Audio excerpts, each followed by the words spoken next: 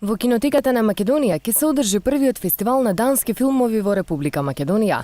Неделата на современ дански филм почна синоќа со свечена проекција на филмот Ќерката на вештерката во присуство на министерот за култура Асаф Адеми, постарата советничка на амбасадата на Кралството Данска во Белград, надлежна и за Македонија, Маријане Топач, и почесниот конзул на Кралството Данска во Македонија, Живко Мукаетов.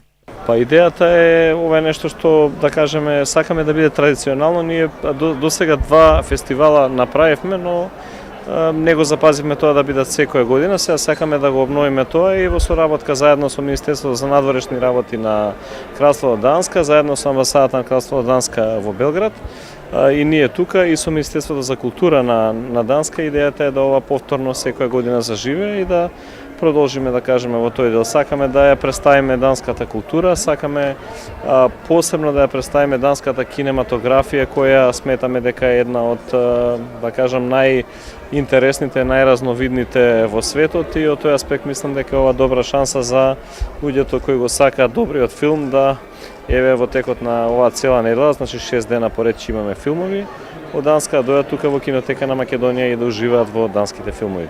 Филмовите кои ќе се прикажуваат во кинотеката на Македонија беа дел од поголемите европски филмски фестивали. Станува збор за 6 филмови, 5 играни и 1 документарец.